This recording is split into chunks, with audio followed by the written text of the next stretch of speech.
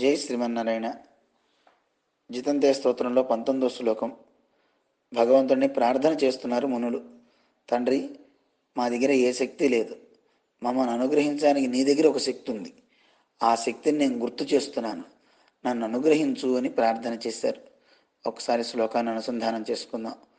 సోహంతే దేవదేవేశ నా అర్చనాదౌ స్తుతౌ నచ సామర్థ్యవాన్ కృపామాత్ర మనోవృత్తి ప్రసీదమే. హే దేవదేవేశ, బ్రహ్మ రుద్రేంద్రాదులందరికీ కూడా అంతర్యామిగా నువ్వుండి సృష్టి సంహారాలన్నీ చేయిస్తున్నావు తండ్రి.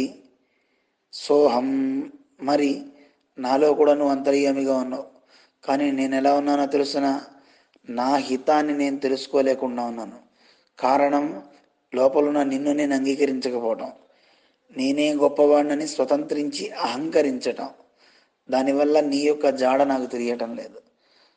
ప్రకాశించేటటువంటి ఒక మణికి పైన మట్టి కప్పినట్టుగా, అద్దానికి పైన ఆవిరి పడితే మన ముఖం కనపడకుండా చేసినట్టుగా నాలో ఉండే అహంకారం నిన్ను కనపడకుండా చేసింది. హే భగవాన్, మరి నేను ఎలా తరించాలి అని అడిగారు మునులు. భగవంతుడు చెప్పాడు, శాస్త్రం చెప్తుంది కదా, అర్చన చేయండి, స్తుతించండి. అలా స్తుతించినట్లయితే మీరు తరిస్తారు. అయ్యయ్యో, నీ పూజ చేద్దామన్నా, లేదో నిన్ను స్తుతించాలన్నా, నా సామర్థ్యవాన్, తండ్రి నా దగ్గర ఏ శక్తి లేదు. నిన్ను అర్చన చేస్తే అర్చనలో దోషాలు, స్తుతి చేద్దామన్నా అందులోనూ దోషాలే. అన్ని రకాల నేను దోషభూయిష్టమైన వాడిని. ఇలాంటి నన్ను నువ్వు అనుగ్రహించాలి. ఎలా అనుగ్రహించాలని ఆలోచిస్తున్నావేమో. నాలో అశక్తిని చెప్పాను, శక్తి లేని తనాన్ని చెప్పాను. ఇక నువ్వు సర్వశక్తిమంతుడు అని గుర్తు చేస్తున్నాను. తండ్రి, నువ్వు నన్ను అనుగ్రహించగలవు. ఎందుకో తెలుసునా? నీ దగ్గర ఉన్న ఒక శక్తి, కృప అనే శక్తి. ఆ శక్తితో ఒక్కసారి నీ మనస్సుతో నన్ను చూడు. కృపామాత్ర మనోవృత్తి ప్రసీదమే. హే భగవన్, కృపే పరమధర్మంగా కలిగిన వాడివి, మనోధర్మంగా కలిగి ఉన్న నువ్వు మే ప్రసీద, నా విషయంలో ఒక్కసారి అనుగ్రహించవయ్యా అని భగవంతుణ్ణి కోరుతున్నారు. ఈ జితంతా స్తోత్రాన్ని దర్శించిన యామునులు తాము కూడా స్తోత్రరత్నాన్ని అనుగ్రహిస్తూ భగవంతుని ప్రార్థన చేశారు. మన పూర్వాచార్యులందరూ కూడాను ఇలాంటి స్తోత్రాల యొక్క ప్రభావం వారి రచనల్లో కనపడుతోంది. యమునాచార్య స్వామి పెరుమాళ్ళని ప్రార్థన చేస్తూ, హే భగవన్, నన్ను అనుగ్రహించు. మరి నన్ను అనుగ్రహించాలంటే నాలో ఎన్నో యోగ్యతలు కావాలి. ఒక్క యోగ్యత కూడా మరి నా దగ్గర లేదు కదా అని నన్ను వదిలేస్తావేమో. నా దగ్గర ఒక యోగ్యత ఉంది. అదేమిటో తెలుసునా? యోగేశ్వరుడైనటువంటి నాథముని అనే మహానుభావులు నీ భక్తుడు. అపారమైనటువంటి జ్ఞానము, భక్తి వైరాగ్యాలు కలిగినటువంటి మహనీయుడు ఆయన. ఆయన మనవణ్ణి నేను. ఆ రకంగా నన్ను అనుగ్రహించు.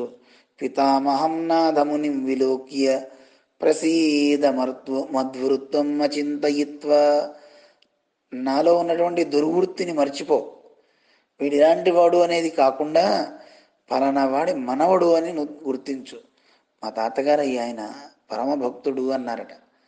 అంటే ఇక్కడ యామునుడు మనకి నేర్పుతున్నారు, భగవత్ సంబంధాన్ని, భాగవత సంబంధాన్ని ఏర్పరచుకోవాలి. మన ఆచార్యులు, పరమాచార్యులు ఇలాంటి మహనీయుల యొక్క సంబంధం మనం పెట్టుకుని, నాయనా, నేను చేసే పూజలను చూస్తే నన్ను అనుగ్రహించకపోవచ్చు, కానీ మా ఆచార్యుల శ్రీహస్తంగా నన్ను భావించు. ఆచార్యులు చక్కగా నిన్ను అర్చిస్తారు కదా, నేను చక్కగా స్తోత్రం చేస్తారు కదా, వారి సంబంధికుడిగా, వారి చరణ దాసుడిగా నన్ను గుర్తించి అనుగ్రహించు అని భగవంతుని దగ్గర వేడుకోండి అని మనకి నేర్పుతున్నారు యమునాచార్య స్వామి. అలాంటి గొప్ప శ్లోకం ఈ శ్లోకం. మనం కూడా భగవంతుని అడుగుదాం, తండ్రి, నీలో ఉండే ఆ కృపా దృష్టితో నన్ను ఒక్కసారి చూడు, నేను బాగుపడతాను అన్నారు. ఒకసారి శ్లోకాన్ని అనుసంధానం చేసుకుందాం. సోహంతే దేవదేవేశ నా అర్చనాదౌ స్తుతౌ నచ సామర్థ్యవాన్ కృపామాత్ర మనోవృత్తి ప్రసీదమే. జై శ్రీమన్నారాయణ.